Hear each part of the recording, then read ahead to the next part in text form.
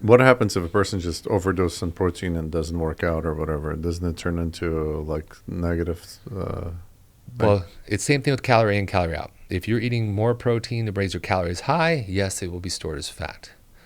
Does it get utilized? That's the telltale time of like how how much do you know how protein. much to utilize? Well, How much to take? there's different studies out there that say, oh, well, you should only bring in 40 grams on your side, 60 grams.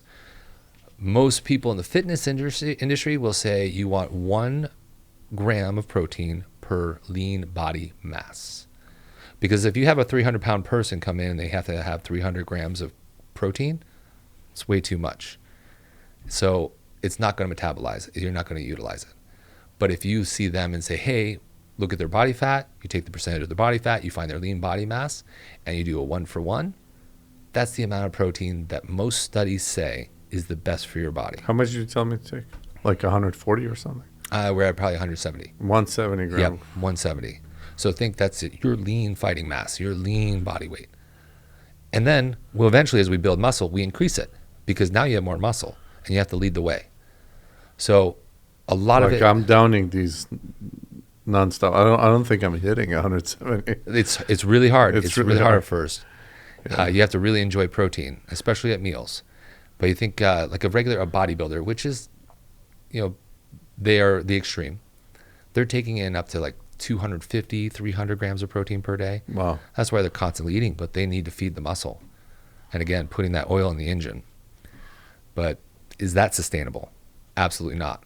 Bodybuilders' lifespan is That's not normal. yeah, I it's think not normal. 95%. And for me personally, talking about looks, like what's actually looks good or not. Mm-hmm. Some people, like especially women, they think they need to lose all the weight, but I tell my wife also, like she sometimes works out and she gets too skinny, and I said no, that's doesn't actually look good. Yeah. I like some fat on you. Yeah, that's right. Yeah. And it does. You're exactly right.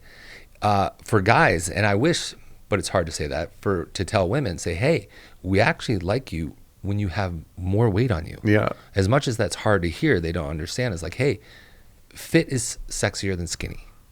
It really is. And if someone has, just with women for 6-pack abs, they're in a very low fat content where their hormones are affected. Usually they're on PEDs. Like what most fitness influencers won't tell people is that they're on a PED of some sort. What's a PD? Performance enhancing drug. Oh. And there's a lot of them that women take. And they won't tell you because usually when you think of steroids, you think of PEDs. They think, they just huge monster. I'm going to get these Raises traps. testosterone. Yes, levels. and blast it out in deep voice. Nice mustache. Yes, but there are PEDs for women that actually are called the female steroid, which is Anavar, which a lot of these fitness competitors in the bikini division take. They take amongst other things. But that's the most popular. Guys want it as well. It's like the hardest to get, most expensive, but they want it. It has the lowest side effects. But a lot of these women see the negative effects where they virilize. Now, virilization is where they take male characteristics, the jaw, the deep voice, facial hair, enlarged other body parts. That's the fear, but that's when they virilize. They've taken it so long that their bodies start saying, okay, this is where you want me to be. Yeah. And I was saying, like, also, you have on one end, you can lose too much fat, and then you just kind of look unnatural. Yeah. Same with muscle. That's what I was saying. Bodybuilders, not necessarily looking the best.